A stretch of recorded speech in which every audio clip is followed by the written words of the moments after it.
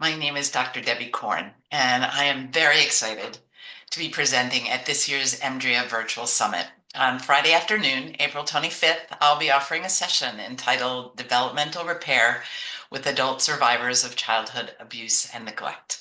I want to emphasize the word neglect in this title.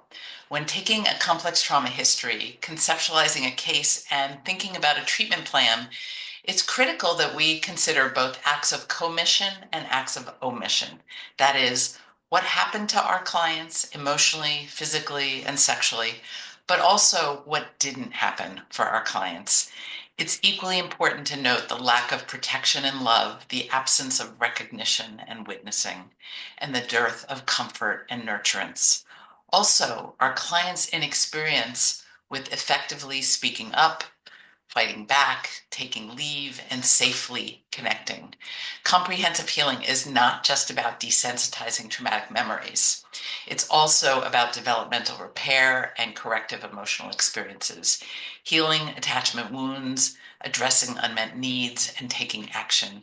It's simultaneously about pursuing justice and experiencing triumph, clarity, and a sense of completion. So in this session, I'll be discussing how a developmentally oriented case conceptualization can inform the way that you show up for your clients during reprocessing sessions and the way that you can integrate interweaves to deepen healing and promote post-traumatic growth.